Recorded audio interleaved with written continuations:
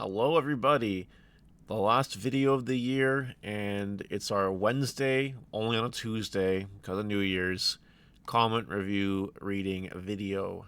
I'm really excited to show you guys today's comments. We got some good discussion to have today.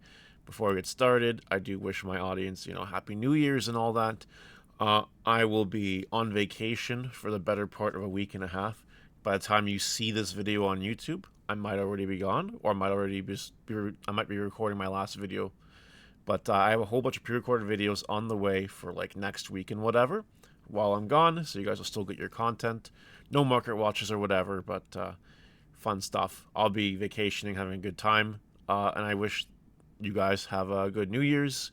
Have some more off time if you need it. Do whatever you want to do. Have some fun. And yeah, I will see you guys in 2025. So let's get started here. Let's just not waste any time. Huge, McLarge, tall. Playing the card game physically over webcam feels awful to me. I cannot have fun doing it. I also tap out after 5-6 hours of playing in person. This is an interesting comment. So we're obviously starting with the webcam locals scene is dead video. And this was the comment with the most likes that basically said, yeah, playing on the webcam is not an experience I want to have. A lot of people in the comments had that to say. A lot of people in general have had that to say about the Digimon trading card game because of COVID and all that. The playing in person 5-6 hours taps you out. I can't relate to that, but a lot of people do relate to the webcam part of this. It is what it is, and that's not going to change anytime soon because our community was really founded on webcam play. So I guess it is part of it, for better or for worse. Here's a comment though from Pokemon Sage, a YouTube membership. 2 days notice between two major holidays where people travel. It feels like a recipe for low attendance. Not that average attendance isn't down overall. Well, I mean, it is. And we'll get to that soon. But no, I know that holding it in the middle of the holiday season, you know, not going to get 100 people. I'm fully aware of that. There were like half a dozen people that messaged me actually that said, I'd love to play, but I can't. I'm on holidays. So, like, I know it's a thing. But just because the holidays are being a thing doesn't mean, like, what's going on with the other tournaments. You know what I mean? So, there's that. And here, I typically usually try to pick 3 comments per video, sometimes a little bit more. This one's a really, really long one that I don't normally cover in terms of size and girth. But this one comes right from Tyler himself, the TO of GFG, So I thought that this would be a really good comment to review and kind of take seriously. There were other comments that in the video that were saying, oh Mario, yeah, you did this wrong, that wrong, whatever. Generally, people were saying that tournament attendance is fine. Other people in the comments were saying tournament attendance is not fine for locals, whatever. Let's hear what Tyler has to say. I do respect this guy's opinion. I do not do weekly events anymore. The drop-off was pretty harsh on my end, and combined with the time I've been devoting to other things in life, as well as another TO, Eagle, hosting events with the product prize on the same night, I opted to bow out so that my time and effort could be put in other places. Interesting how someone else has said the tournament size was dropping off, basically. The drop-off. Interesting. Maybe it's not in my head, like some people think it is. I do miss it a lot, but originally I started weeklies to give players a community and a chance to compete at a higher than casual level regularly, as well as win some fun prizes. I am not a store owner, and I do not have access to discount or wholesale product, so my prizes have always been playmats and dice that I get custom made on my own dollar with art I commissioned on my own dollar. Fiscally, it wasn't very lucrative, to be honest, as I used mostly Zach Roy for custom art commissions 250 to 400, and in general most art commissions are in the lower end 250 up to 500 for the quality I would expect. I love Digimon. I have recently been thinking of ways I could maybe do a once a month Digimon event, as well as some other card games as well to become more present in the space again. The comment then goes on to say we should catch up, which I agree. Tyler, I'm a Discord message away or whatever. Just hit me up. Do it up, man. For real, though, we're getting this right from the horse's mouth, right? It is just what it is. Tyler was operating these tournaments not at any great financial gains, right? He was doing it for the community. That was only like one of my 3 reasons to doing it, was for the community, right? Um, I think this comment really speaks for itself, and I hope we can return to a point where like webcam locals do become huge things again. I really hope so.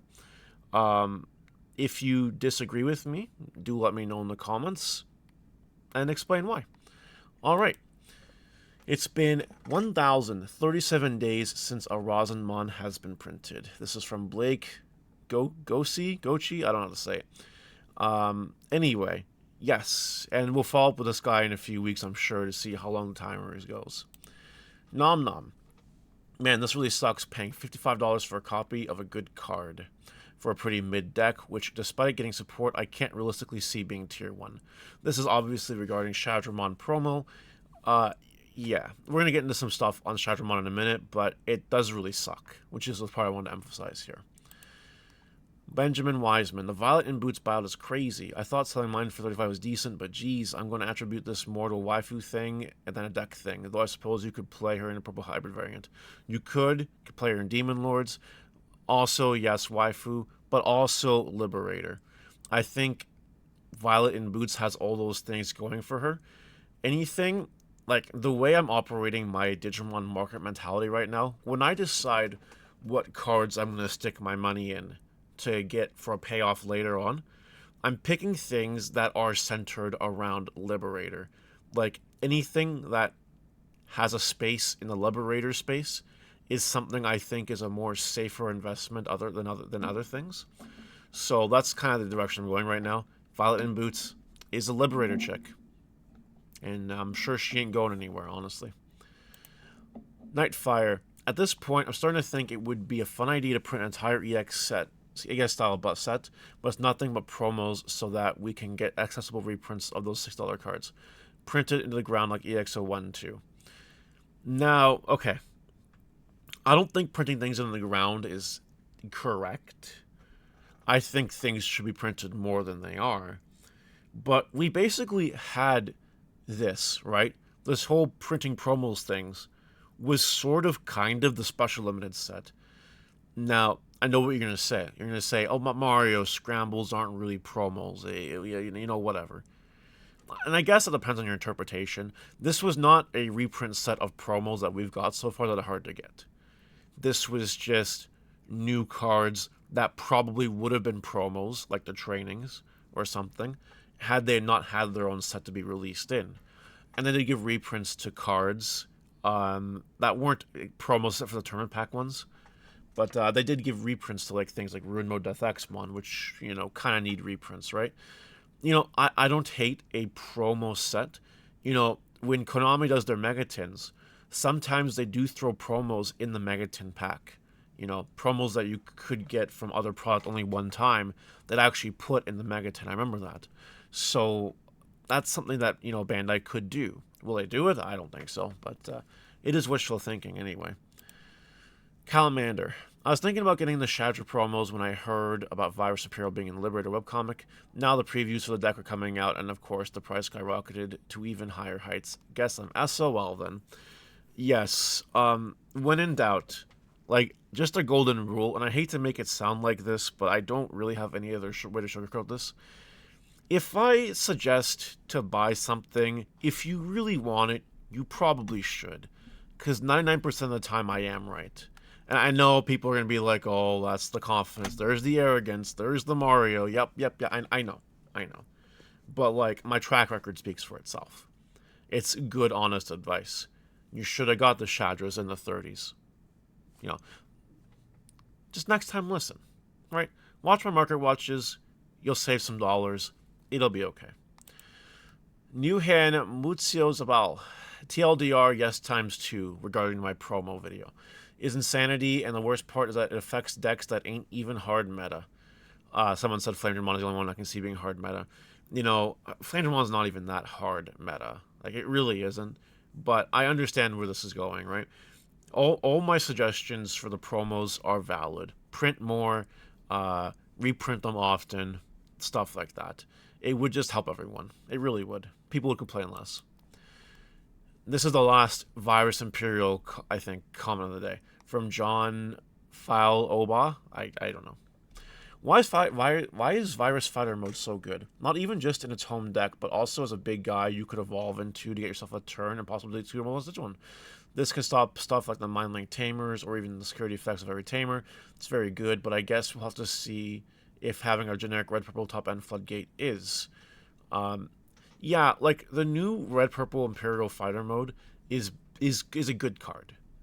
Um, I'm not gonna teeter on broken AF, but it's good. Um, the best part about the card, it doesn't even require dragon mode, right? So you can definitely splash it in your red purple decks, and that's just good. Like it's a good card. But of course, it being Virus Imperial, everything else from that archetype specifically benefits from it because that's where everyone's mind goes first.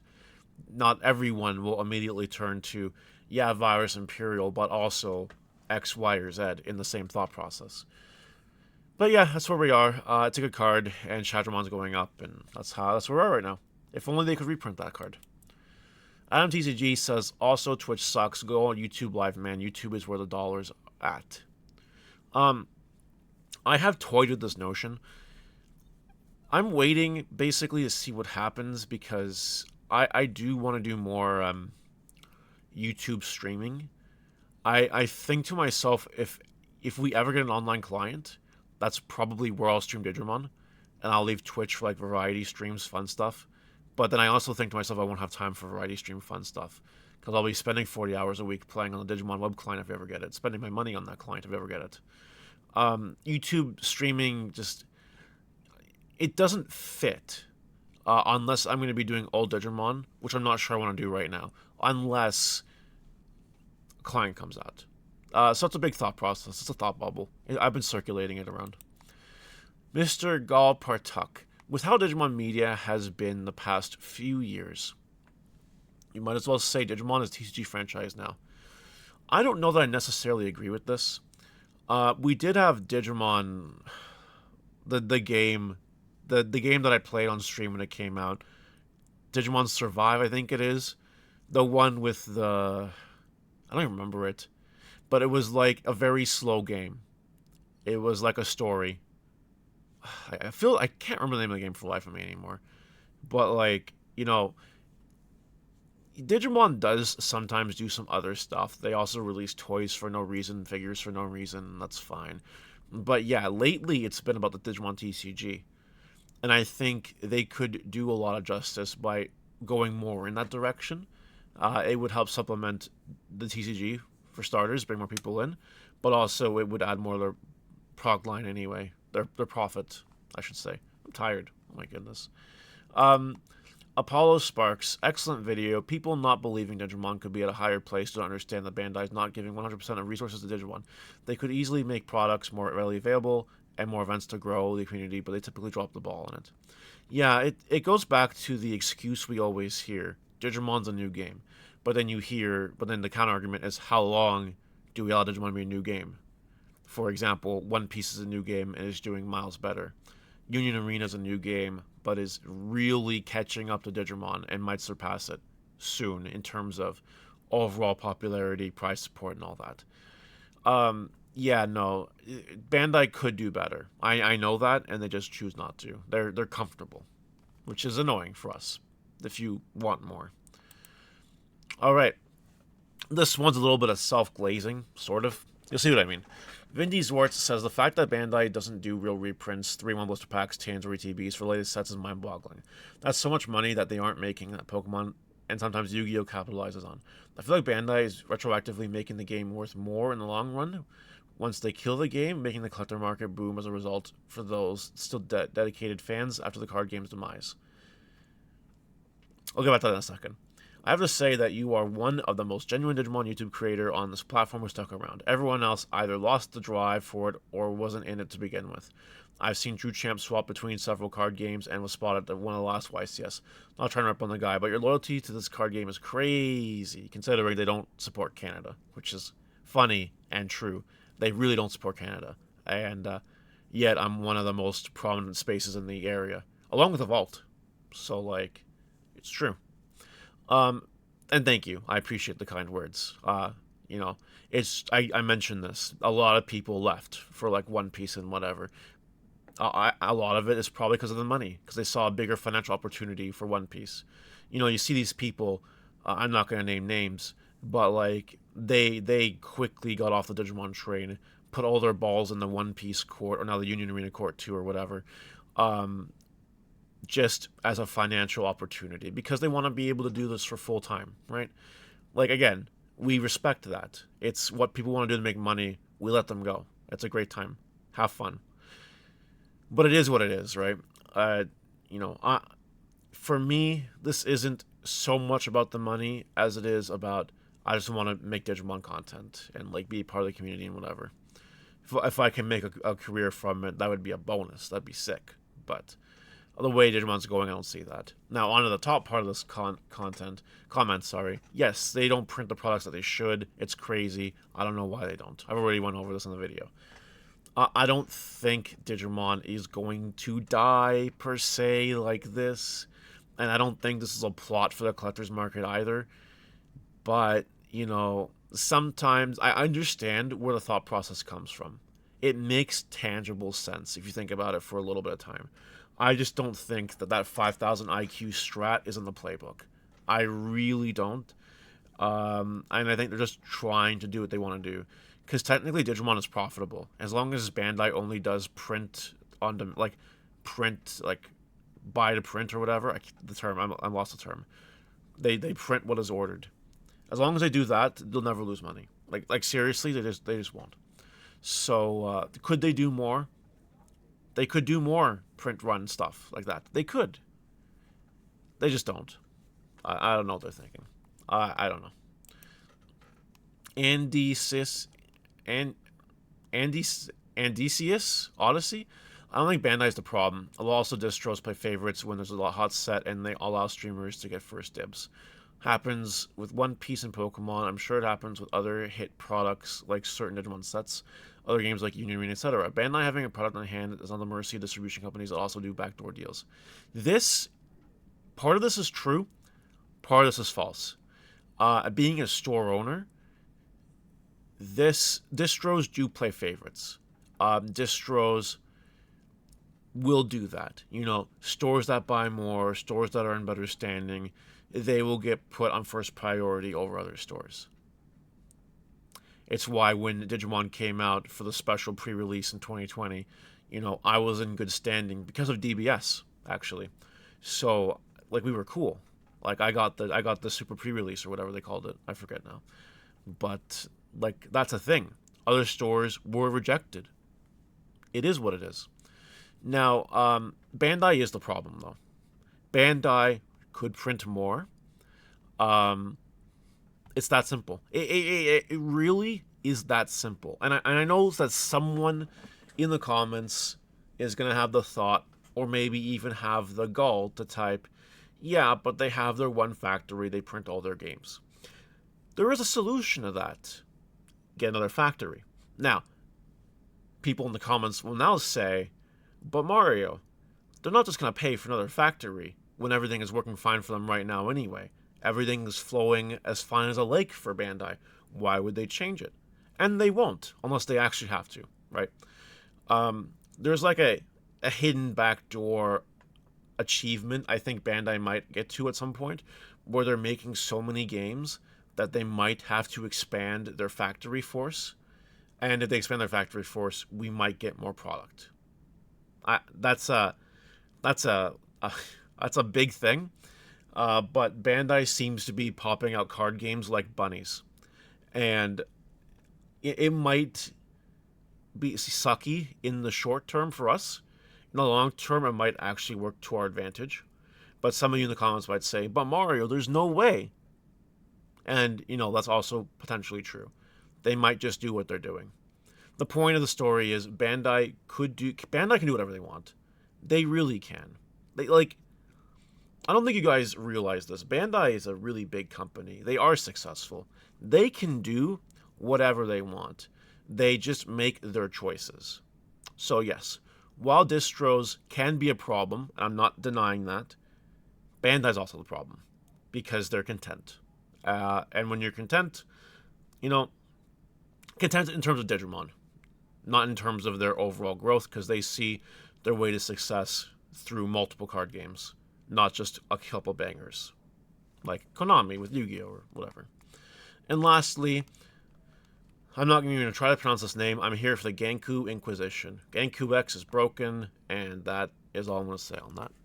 Alright, have a happy new year, everyone. We'll see you in 2025. Have a good one.